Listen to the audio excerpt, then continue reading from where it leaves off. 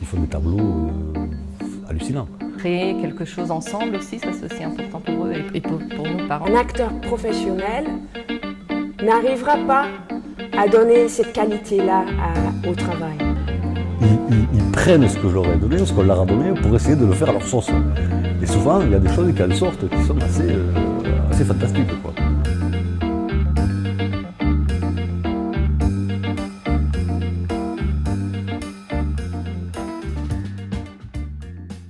L'association Facette a été créée à la fin de l'année 2014 à la demande de parents de jeunes personnes handicapées. La demande des parents consistait à ce que les jeunes puissent continuer à pratiquer des ateliers théâtraux pour avoir une vie sociale et culturelle en dehors de leur temps d'école ou d'apprentissage.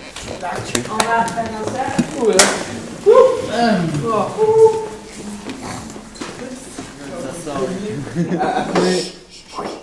Ok, alors on va jouer une scène tous ensemble.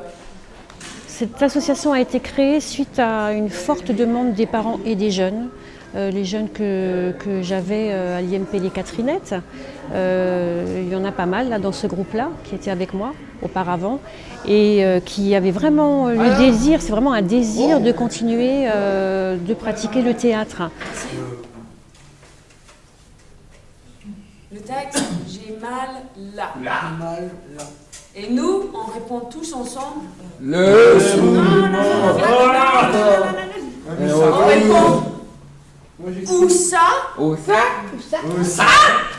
Et tu refais, tu remontes là. On fait juste ça, tous ensemble. Dans l'équipe, il y a donc Anne Kiniou, psychomotricienne de métier, qui permet vraiment par son éthique professionnelle de faire attention aux besoins du corps, d'apprivoiser l'espace aussi. Yolène qui travaille à l'Institut Saint-Joseph de Colmar, donc par son regard, par ses compétences, répond aux besoins de ces jeunes-là. C'est important qu'elle soit là. Et puis Catriona, Patrice, qui sont comédiens professionnels et qui permettent vraiment de mettre en œuvre cet atelier et d'aboutir à des réalisations concrètes. La particularité de ce groupe avec qui on travaille, c'est que tous les participants sont atteints d'un handicap mental. Donc c'est des handicaps divers et variés, avec des effets divers et variés sur la personne. Okay. Donc on va jouer la scène du malade imaginaire. On l'a déjà joué et on va jouer l'autre malade. Ah oui, mais pas tout de suite. Ouais. Je vais rajouter un peu de texte. Donc David, tu vas jouer le malade. C'est malade. Où ça?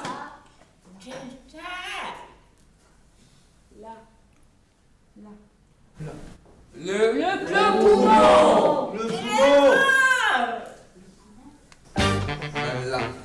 Où ça? Où ça? Le poumon.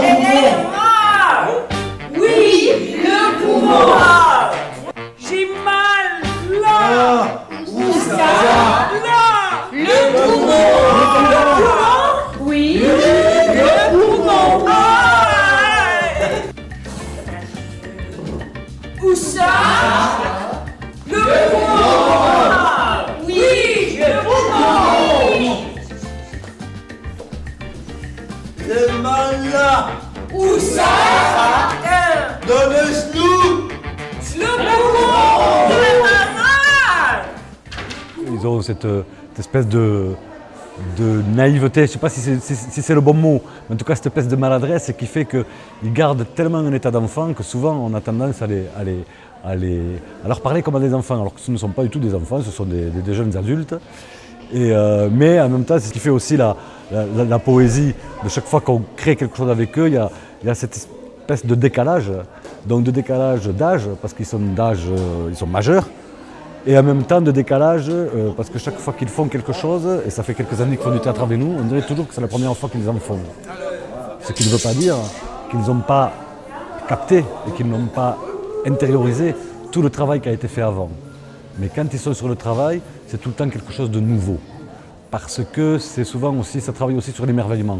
L'émerveillement de les voir faire quelque chose qu'ils n'avaient pas prévu eux-mêmes, et l'émerveillement de les voir s'émerveiller eux-mêmes de ce qu'ils font. Donc on est toujours dans quelque chose de très sensible à ce niveau-là. Qui passe? Jean, tu y vas? Tu vas, Jean? Tu rentres derrière Zoé et tu dis « Oh, ma femme ». Je rentre derrière Zoé, Ouais.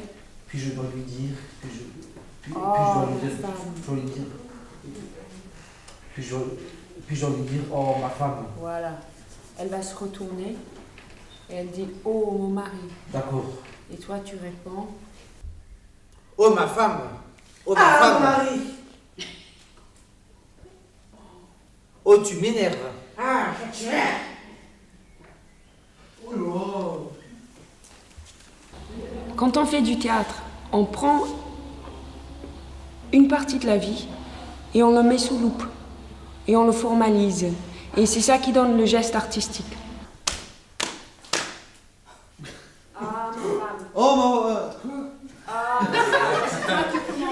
ma femme. Oh mon mari. Oh tu m'énerves. Oui. Oh, je te hais. Oh je te hais. Toi aussi. Toi. Oh c'est là bon. Ok, bien. Et c'est fini. Ouais, c'est très bien. Ok.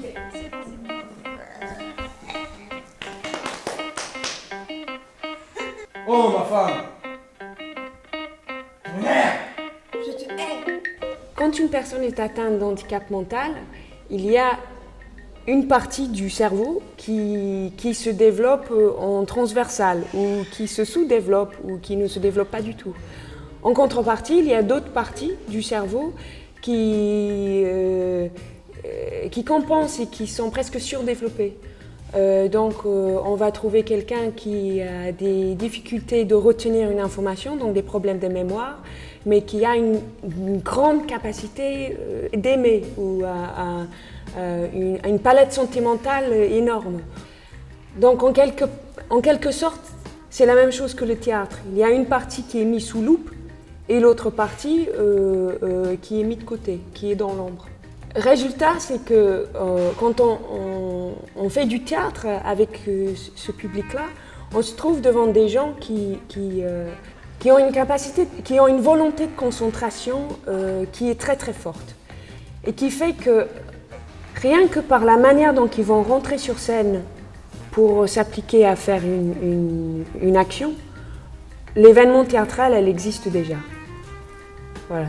Et cette capacité de concentration et cette humanité qui émane d'eux, quand ils sont en train de s'appliquer à faire l'action théâtrale, est une véritable claque pour l'acteur professionnel qui a acquis un certain nombre de savoir-faire et qui peut chercher pendant des années à trouver le même état de fragilité et d'humanité que la personne atteinte d'handicap mental a d'office.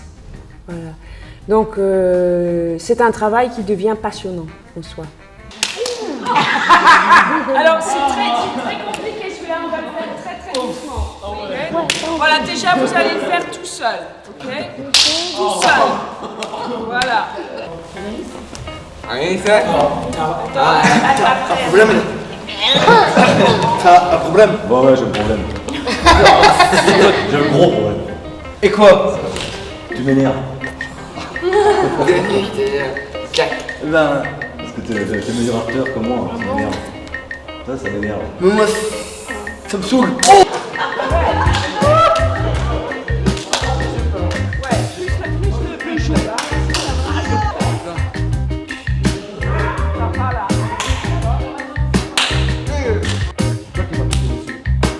Oh, ça m'a mis le doigt dans l'œil. On peut demander à un participant de s'asseoir sur un banc, de regarder à droite, à gauche, de face, regarder ses pieds. Et lorsqu'on a un individu atteint d'handicap mental qui vient et qui fait ça, il va mettre une telle intensité de regard ou d'émotion ou d'analyse dans la manière dont il fait ça que l'événement, elle est énorme.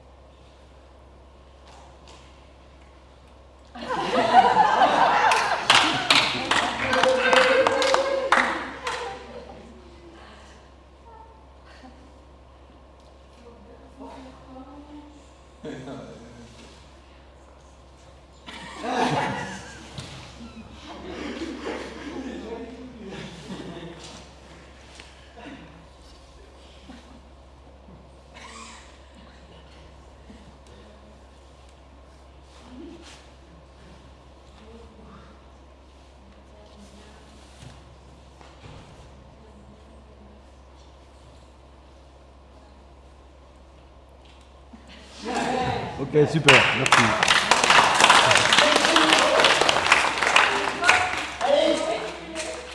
Le premier spectacle qu'ils ont préparé, donc tous nos jeunes, lors de cet atelier, c'était Tomates. Et j'avoue que je ne savais pas de quoi ça retournait parce que les parents étaient mis dans la confidentialité, même les jeunes nous ont rien dit. Mais ce premier spectacle m'a fait monter beaucoup d'émotions et franchement, j'ai eu des yeux de maman où j'ai vu David, comme je pense tous les autres parents, on a vu nos jeunes complètement différents, quoi. Ils étaient épanouis, beaux, nature. Le but, c'est aussi de démarginaliser ces jeunes-là. Ils sont tellement, malgré tout ce qui est mis en place par les politiques ou la société, il y a quand même toujours ce regard qui existe. Et un petit peu cette crainte des gens, qui sont-ils? Et en fait, ils ne sont pas si différents de nous, c'est ça qu'on essaye de montrer. Et qu'ils ont beaucoup à nous apprendre. Voilà. Et le théâtre, pour ça, permet vraiment de montrer toutes ces facettes qu'on ne voit pas nécessairement quand on les croise dans la rue, par exemple. Par l'intermédiaire de ce groupe de théâtre, pour David comme pour tous les jeunes handicapés qui font partie de cette équipe, nous espérons, nous, en tant que parents, que ça continue parce que c'est quelque chose de primordial pour eux. Ils se retrouvent donc entre amis et l'avenir proche ne peut pas nous dire si ça peut continuer, mais nous l'espérons fortement parce que pour eux, c'est quelque chose qui peut leur amener de l'éveil, du ressenti, toutes les choses que nous, en tant qu'adultes, nous partageons dans notre vie courante. Eux, ils l'ont par cet intermédiaire d'atelier et il faut absolument que cette association continue dans les prochaines années, quitte à ce qu'ils continuent jusqu'à leur âge d'éveil au maximum, parce que quelque part, pour eux, c'est important. Pour nous, en tant que parents, c'est aussi important. Rideau. Attention. Rideau. 1, 2, 3. Ça fait mal. 1, 2, 3. Alors j'en retire quelque chose de très intime. C'est dur de mettre des mots. Je pourrais dire que j'en retire de la fierté. De la fierté d'être accepté et la fierté qu'il m'ait offert ce qu'ils m'ont offert. Je suis très fier d'eux et je crois il faut être fier d'eux et je crois qu'ils sont aussi fiers de nous. On a une relation, à mon avis, très forte, très importante, assez indestructible. Je crois que je m'en souviendrai tout le temps. Je crois que ça sera je crois que je m'en souviendrai toute ma vie. C'est des choses qui vous mettent des marques, qui vous mettent des traces. Mais c'est des belles choses. Moi, je ressens de la beauté et de la... J'aime beaucoup ce travail avec eux.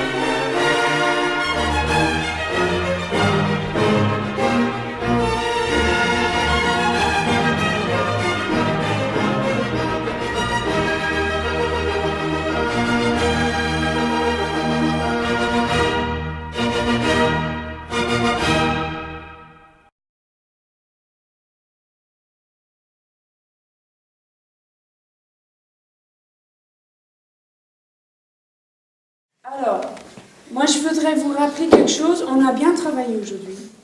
On a très très bien travaillé. Je voudrais vous rappeler quelque chose. Ici, on fait du théâtre. D'accord ? Ouais. Vous gardez ça en théâtre. On vient jouer. On vient faire semblant. Ok ? Vous devez protéger votre vie personnelle et votre vie secrète du théâtre. D'accord ? Ne mettez pas toute votre vie et tous vos âmes et tous vos sentiments sur le plateau. D'accord ? Parce que c'est à vous, ça vous appartient à vous. Sur le plateau, on joue à. Ok ? On fait semblant. Donc on peut faire tout, effectivement. Parce que rien n'est vrai sur le plateau. D'accord ? C'est du jeu. Ok ? C'est pas votre vie. Ouais ? C'est clair pour tout le monde ? Ouais. Oui. Ok ? Eh bien, je vous dis bravo, on a bien travaillé. Et moi, ça vous plaît. Et je vous dis à la semaine prochaine. La vie personnelle, c'est ça. Oui. Quelque chose d'important, c'est que les familles ont le poids des enfants, cette responsabilité, que c'est aussi lourd pour eux, mais que ils sont quand même très volontaires et c'est un engagement de valoriser leurs enfants et de les faire connaître avec leur handicap et de leur donner accès à une vie normale comme tout un chacun qui a droit à des pratiques de loisirs, de culture, de sport, de tourisme et qu'il n'y ait pas de raison que ces personnes-là soient exclues. Donc c'est un combat. C'est aussi un combat pour nous professionnels parce que nous connaissons bien les jeunes, nous savons de quoi ils sont capables et bien souvent on les maintient dans un carcan qui les infantilise. Or ce sont des jeunes qui ont énormément de potentiel et énormément de qualité. Et ils ont les mêmes droits que d'autres de vivre comme les autres parce qu'ils en ont les capacités. Et ça, il faut y croire. Et c'est pour ça que cette association doit perdurer parce que ça permet aux jeunes, effectivement, déjà d'être engagés dans un projet parce qu'ils sont très très motivés, ils sont heureux de montrer ce qu'ils peuvent et savent faire. Et ils trouvent leur place. Voilà, il faut combattre, il faut se battre parce que voilà, on nous réduit de plus en plus les aides en nous disant il faut que les familles donnent, il faut trouver auprès des parents. Il y a des personnes qui sont en difficulté, donc il faudrait effectivement un peu plus de considération des autorités et continuer à nous accorder des droits pour ces jeunes pour qu'ils puissent avoir accès aussi à une vie normale.